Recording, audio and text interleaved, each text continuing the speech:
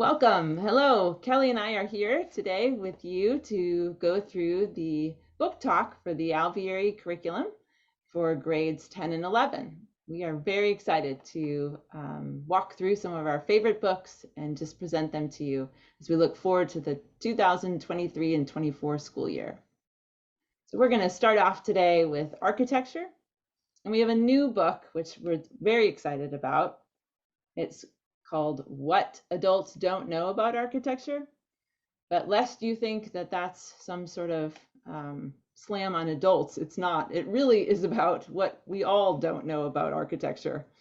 And it's a great overview of just looking at the ideas behind architecture and even asking this question of what's beauty and how do we recognize it and why do we have different thoughts and opinions about that, and are there design elements behind architecture that actually contribute to something that's beautiful or not beautiful?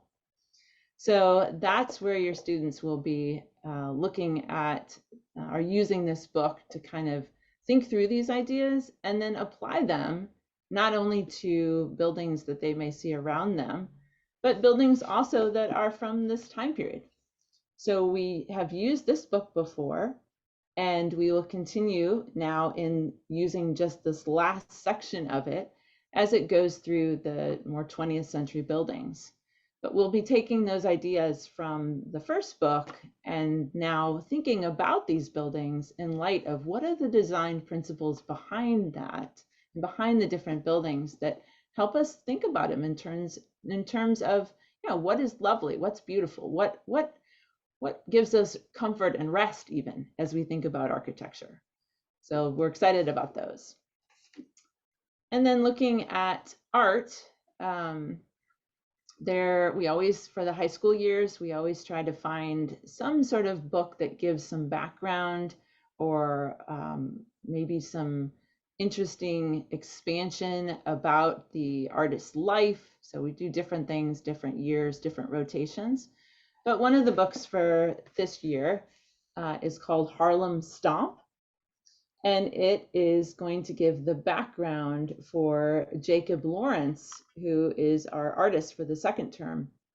And it just really ties in well with the history of the time period and giving us a broader perspective of what was happening in the Harlem Renaissance and where did Jacob Lawrence fit and how did his pictures come about and what was he doing and what were the other people around him doing and even all different aspects of music and art and literature and history.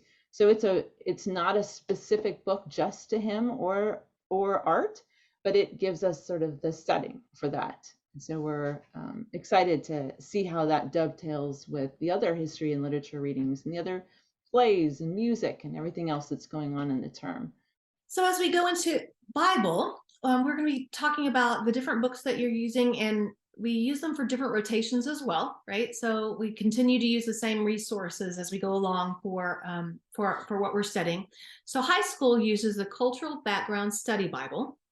And one of the things that you need to know about this book is that it provides a lot of articles and interesting information about that cultural background, giving context for what we're reading in our scripture. It is not a theological commentary, however. So your students will be using a commentary to help them to delve more theologically into what they're studying when they desire to know more. And you can choose that from your own personal background. But the cultural background is for everyone. And it really provides a picture into what was happening during the time frames and gives us a good picture of archaeology and history and culture all mixed together. So this is a really good one. You can get in a couple of different versions. We have the NIV and the lesson plan so that you can follow directly along with that. But either way, pages back and forth, the articles are right there close by, so you'll be able to see it in the lesson plans. One thing that kind of rounds that out a little bit, we talked about the archaeology. This book actually brings in a lot of the archaeology as well. So this is very specific to things that are being studied. So if we are studying the actual scripture, we'll match it up with the things that were found from that time period so that it will show up and you'll be able to match those along with the lesson plans as well. Which will be a great help for the Book of Centuries, because we're always looking to, it's hard to sometimes find artifacts and things from the time period to be able to draw. And that book is excellent for that. We also have a very specific subject for church history in high school years. And we use 2 books for all 4 rotations that help bring the picture of what's going on at that time, at the time frame during church history. So it goes all the way from earlier times all the way through to mostly current times as well, depending upon what we're talking about. So we look at the movements and the actual history. They're not also theological or doctrinal. It's really looking at what's going on in the history of the church during that time. Grade 10 and 11 actually add when the church was young as well. During this rotation, it's early voices of the church fathers, of early church fathers. And so they're shorter biographies that help us see who was doing what during the time frame. I love that one too, because it brings in ones that I personally had never heard of. It was fascinating to kind of hear from some of those other voices that aren't in your standard books about that time. So I really love that one. I think it helps us to see the church history is part of what we're studying as a whole. It's not its own separate thing, though we have a separate subject for it. It pulls in the same time frame, just like Mason does with the historical streams. It fits in the time frame, and so it gives a better picture of what's going on with the early church that we sometimes miss out on. In high school, we cover economics and civics and ethics, all depending upon the term and the rotation when we get to it. So whatever's appropriate at the time. But we do take a dedicated time frame for each of those things. And in economics, we start in 10th grade with this new book that we added last year. We've had wonderful responses to. It's called What Would Canes Do? And it's really an introductory to economics book where it talks through ideas and theory of economics from different positions as well. But it also provides a real practical look so that our students can think about things in their own life and how they apply. So this is a really good economics introduction book. For ethics and civics, it will depend upon the term. So you're actually going to be having your students watch a documentary that's provided on Amazon Prime this year. It really covers the civil rights movement and things that are going on, real specific to that. So it's a lot of interviews, a lot of pictures from the time frame, and the important subjects of civics and our role as citizens and how we interact with one another is played out in that. For ethics, we have different things for students. We use ones from last year will be continued, and ones from this year will be continued next year. This one is for 11th grade only. It is a book about cultural engagement that is subtitled A Crash Course in Contemporary Issues. It breaks out a lot of different ideas that are currently being discussed, and there's a lot of difficult discussion around some of those. This is from a Christian perspective, and so it'll help you and your student to talk through those things together. This year it's scheduled for 11th grade. It will continue into 12th grade, and as it goes through the election cycle, a lot of these topics will be really important to talking about politics and civics as you move forward as well. And I find it's a great tie-in with current events as well. Like, there's just things that keep popping up, and I think how the guide to help talk through those things with your student is really helpful.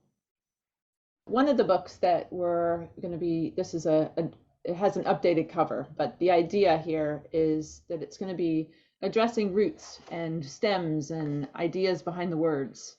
So part of the expanding part of composition and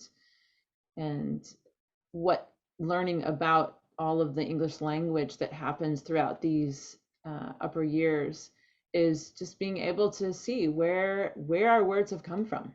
And Mason had this component throughout her programs, and just really digging into not only Latin and Greek, but also just classical understanding of words and what's behind them, and why do we say the words that we say. So this kind of book will work through a whole bunch of different word roots and understanding of them. So really helpful in just literature and life and everything else. And that's for grade 10. And so there's a real focus in grade 10 on word use and history, and there's a few more resources that are also included that help students practice through those things and understand better the words that they're using and how important they are. In grade 11, we talk more about style and how they're using those words in their writing comes into play with steering the craft. This is a guide and a practice. It has exercises in it that are assigned, and it talks about how you use your words and how the style of your writing communicates with others. So this is a really good one. And of course, we use some other resources, just style guides that are very important about how do we use our grammar and how do we write well. Besides writing, we also communicate in other ways. And this is a new edition this year by Quentin Schultz. It is for 11th graders as well. It really deals with how do we use our words with integrity, and how do we communicate as believers. This one's been added for communications for grade 11 as well. And then for geography, we typically will have some sort of regional book. So this one on Across This Land. This will be used through several years. So it's a fabulous, just really readable narrative, continuation of what's happened in the lower years with geography, and moving into a more in-depth look at the United States, Canada, going across the provinces. So it's useful for really seeing a little bit more in depth of what's happening in each region. So several years worth, even though it is a little bit more expensive, unfortunately, it kind of gets in that textbook category, which unfortunately isn't the case for what it is, but that's how it's marketed. So at least it's being used for multiple years, so that'll help a little.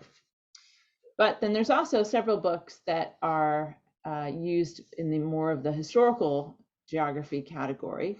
And one of those is Sailing Alone Around the World, Joshua Slocum, a classic 20th century writing of just a master sailor who is, it's one of the most exciting adventure sailing stories of those times. And yeah, it's what he goes through to sail alone around the world is amazing. So that should be really interesting and exciting for everybody. A couple of the other ones that are also just kind of bring this time period to life, which I really love, is one's called To the Edges of the Earth. And it talks about, like the title is, the race for the 3 poles. So I will leave you to your students to have to tell you, how in the world do we have 3 poles? That one is very fun. Another one is The Great Quake, talking about the famous, in March 27th of 1964, there was a very large earthquake, and what happened and how that played into what was happening at the time and the history that happened after. So a really fascinating look. And then another one that's really interesting as well, that's called The World in a Grain. This one you would never, I don't think I would ever have picked this up off the shelf. Like, it doesn't jump out at you, but then when you look at the subtitle, it's like, wait, it's the story of sand and how it transforms civilization. So this is really fascinating. That I never would have thought that sand would be so interesting. But did you know there were actually people who, they steal beaches? No joke. People are, that's the importance of sand in our 21st century world. I would never have understood all of the interconnectedness of what's happening globally in development and the need for these basic resources, and what's the consequences and what happens. So a fascinating story that might be coming from a little bit of an unexpected topic. Okay, our history rotation this year is the modern times, And there are so many heavy topics and things that we're covering, lots of war, but there's so many wonderful things that are happening as well. So we want to make sure that our students have a good rounded picture of what's going on. As we start with the U.S. history, grades 10 and 11 use this history spine for all rotations. It's a really approachable book. It's a little bit more difficult for younger students, but it's balanced out with some other areas as well. So that's our main history spine. However, we also have some topical things as we go through the terms as well this year. And one of the books that I'm really excited about it's called Years of Dust. It is The Story of the Dust Bowl by Alveary, and he does a really good job of making this time frame. You feel like you're there with the people and what they're going through and what it's about. There's a lot of pictures that are in the book that talk about the times, and it shows you from the Great Plains and the migration to California, but what's going on in different places. It encompasses the Great Depression as well. And so so our students will get a really good, more in-depth look of the U.S. during this time frame and what the Years of Dust were really about, and even the ecology and the things that we need to think of as far as agriculture and how that impacts our times in our world. So that's a really exciting one. We mentioned that this one had a lot of pictures in it. There are a lot of the photograph and the media changes in the 20th century and 21st century as we talk about history and news and the way we see our history, and even the common way that we are able to experience history through photographs and audio and video as we move forward. One of the books that we use is about Lewis Hine and his social work for helping the case against child labor, and the photographs that he used to bring that to the national attention and change things. So that's part of our books for the 10th and 11th grade. There are some other books that we use that also address specific issues, but they're really related to the photography and even TV. When TV was coming about into the national, when TV was coming about, and people nationally were able to watch the Kennedy-Nixon debates, and how did that change things in the way we perceive our history as well.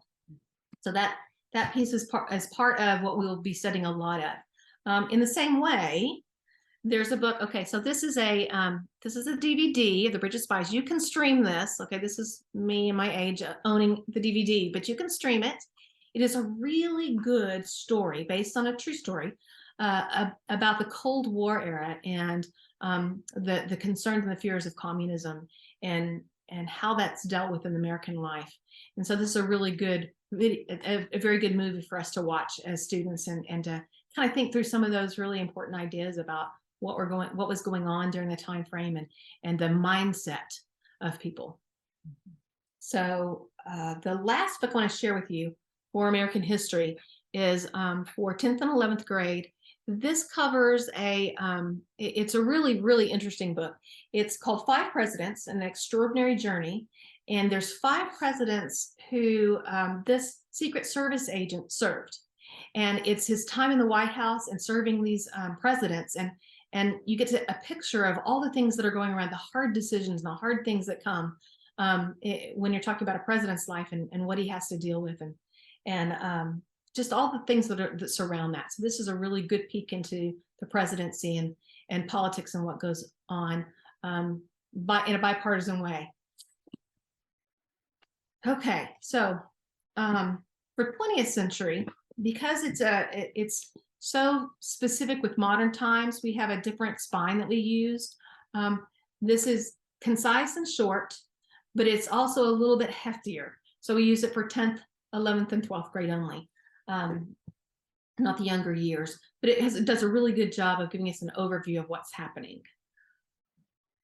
One particular event that we really want to talk about, however, that's not as covered in depth, that's really has a huge world impact, is the story of the Vietnam War. This is the history of the war as well. So it talks about the lead up to what was going on in Vietnam that created conflict originally. What was happening between the peoples and the surrounding nations? What about other nations' involvement? And way before the American involvement in the war, what was going on and why were these conflicts in there? It helps us to understand the progression and what even we were doing there as Americans. But as we look at the world and the impact it has on it, Russell Friedman does a really good job of bringing this forward in an approachable, age-appropriate way, even dealing with hard topics, but in a way that high schoolers will be able to deal with that directly and appropriately. So I'm excited about that one and being able to know more. I reread it again and I learned a bunch. I wasn't aware of a lot of the things that came before and how it moved forward. And so so that I think you might enjoy reading that along with your student. Okay, ancient history. So in ancient history, we have our ancient history rotation that changes each year. And this year we're talking a lot about we moved from the rise of Christianity into the Byzantium and the fall of Rome and our perspective around that. This is one of the books that's used for that, for the 10th and 11th grade, as well as adding the rise of Islam. That's a huge world event that has a lot of impact even for today.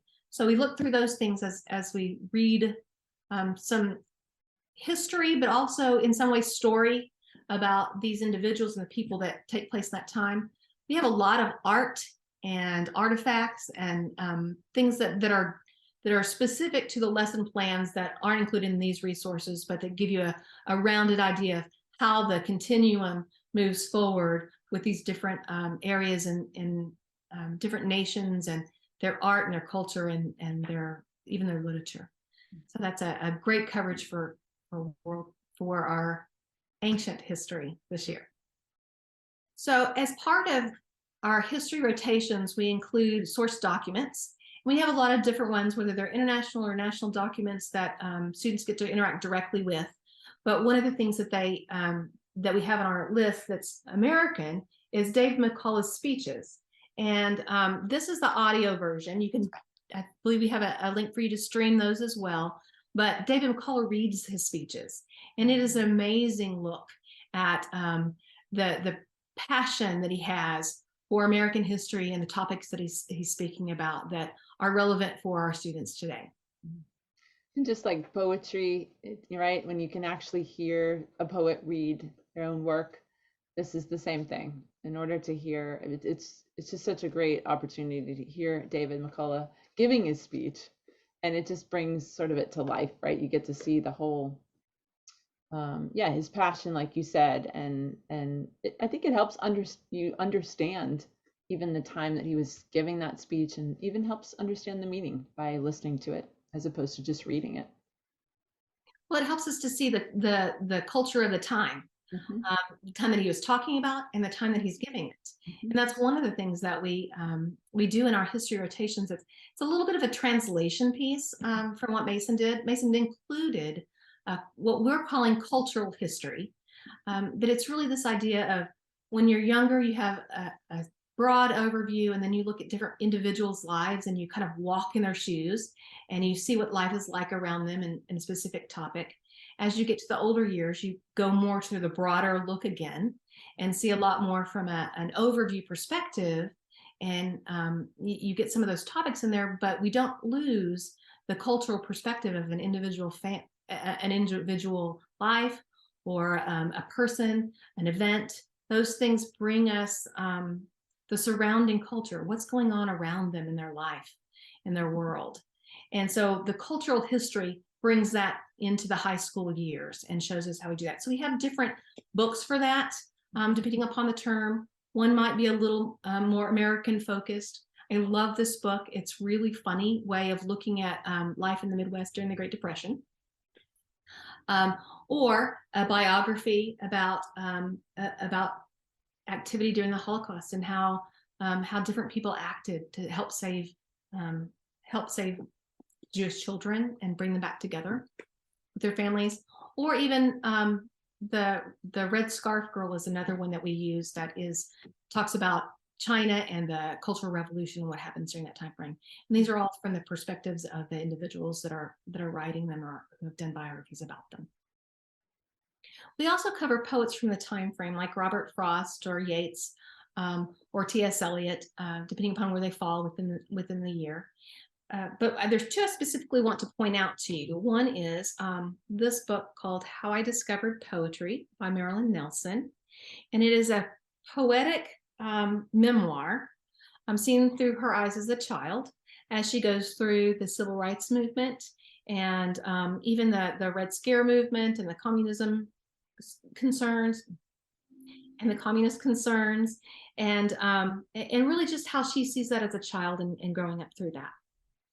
So it's a great book. I think you'll get a lot of good discussion. It's very approachable and easy to read poetry as it takes you through her journey in life as a child. The last book on poetry that I want to mention to you, we include poetry by Wendell Berry. It's called This Day, Collected in New Sabbath Poems. And it has a little bit more of a spiritual and reflective emphasis, which is different from some of the other poets that we're talking about this year. And even the poetry, it has a different restful kind of feel that I think brings in some of that balance for the year that we were looking for our students, giving a little bit of rest. 10th and 11th grade literature starts with the beginning of the 20th century. There's a lot of children's work worldwide, and that's a big emphasis for classic children's literature, as well as short stories. And so we include a lot of those within the lesson plans. Short stories by different individuals. O. Henry is one, H.G. Wells, we have Flannery O'Connor. We also have Harrison Bergeron by Kurt Vonnegut, and the short film that goes with that is it's a dystopian look, but it's a really important piece that we include as part of the short stories and looks through our literature this year. We also include things that are important for the time frame, like grade 10 and 11 read Animal Farm by George Orwell. And it really deals a lot with Stalin and his rise to power and the famine, and some are more equal than others. And so this is a really good book to delve into with your student, have a lot of good discussions about politics and how we approach each other as individuals, and how our rulers act, and what we do in our lives as citizens. So also with the short stories, we want to bring in some different voices from across the world. And this is called Tevye and the Dairyman. It's very classic Russian stories, short stories. You probably know the character more from Fiddler on the Roof. And so we'll also be watching that movie as well, so that you'll get a good picture of not only the time frame, but the accents and the culture. And it's really helpful when you start seeing these. These are a lot of fun stories that also have a very practical look at life during the time.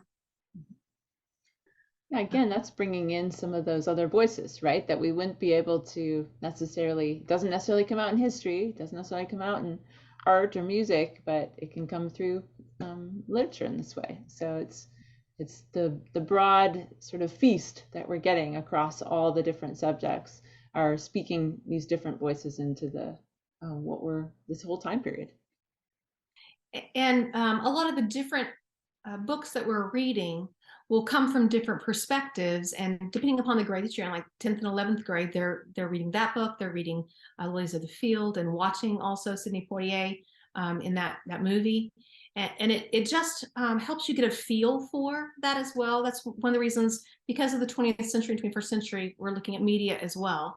We're able to bring those in and be able to say, okay, we've read this story. How do we see that the artists and actors have interpreted this? Is it close? Is it not? We do a little bit of analysis as we go through it as well, just naturally.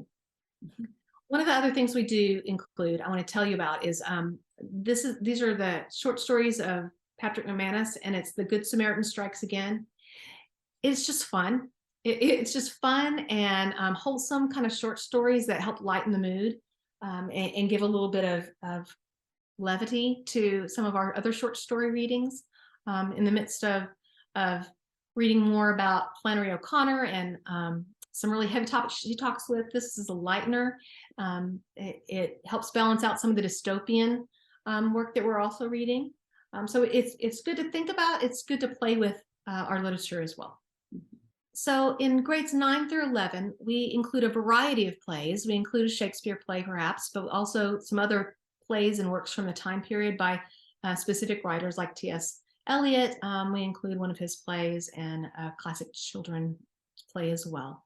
So those will come in and give your student a good flavor of plays and works from the time frame. And then to finish it off, we'll just briefly talk about one fun, really fascinating book in the sciences. But you've got some biology for the 10th graders and some chemistry for the 11th graders, just to continue that progression of the study of the discipline of science, but not forgetting the literature of science. So we have a quite robust high school science library that has all sorts of topics and subject areas that students can pick and choose to read, whatever they'd like to wonder about. There's options there across all sorts of topics that they can pick and choose from. One of the ones though that is assigned that plays a particular role is called The Fool and the Heretic. And this is just quite,